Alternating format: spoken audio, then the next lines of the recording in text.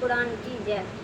नारद जी बोले, हे तात, जब आप कैलाश पर स्थित शिव जी के पास पहुँचे तब शिव जी से आपकी कैसी कैसी बातें हुई तथा शिव जी ने क्या किया।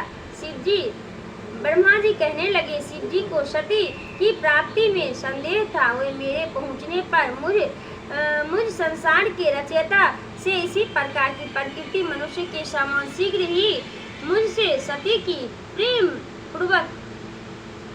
पूर्ण बातें पूछने लगे और यह भी पूछा कि दक्ष ने क्या कहा है, कौन मुझे विदीर्ण कर रहा है। मैंने निरंतर सती का ही ध्यान कर कार्य करता हूँ, अतएव हे ब्रह्मा, वह सती जैसे भी मेरी प्रिय बने, आप वैसे ही प्रयत्न कीजिए। तब मैंने उन्हें सांत्वना देते हुए कहा, हे विश्वध्वज, आपका कार्य सिद्ध होगा। मेरे पुत्र दक्ष ने तो पहले ही आपको अपनी पुत्री देने का संकल्प कर लिया है। उसने कहा है कि शिव जी स्वयं ही मुझसे मेरी कन्या की प्रार्थना करते हैं तो मैं उन्हें अवश्य दूंगी। शिव जी तब जब भी चाहे शुंभ अग्र और मुहूर्त में मैं उन्हें अपनी कन्या भिक्षा के रूप में देने को तैयार हूँ। अतः वृषभध्वज,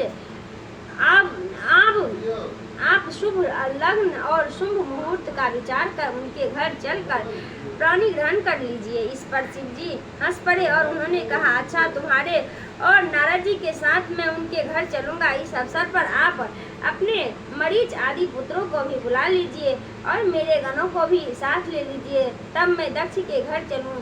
मैंने अपने मरीचि आदि पुत्रों का आश्रय किया।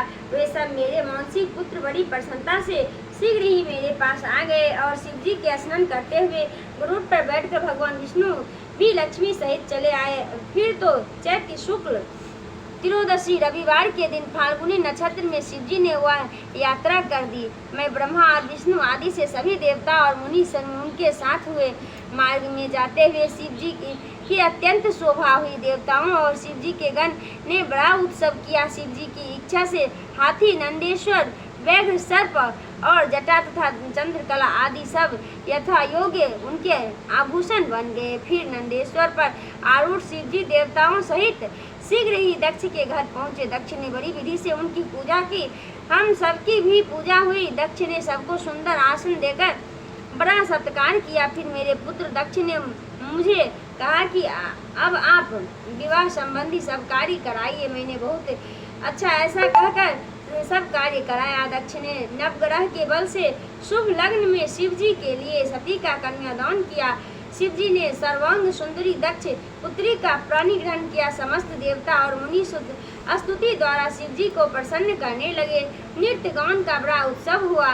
देवता और मुनि को परमानंद प्राप्त हुआ। शिव जी को अपनी कन्या का दान कर दक्ष की कीर्ति हो गए। शिव जी और सती भी प्रसन्न हो गए और बहुत सा मंगलाचार हुआ। शिव महापुराण समाप्त।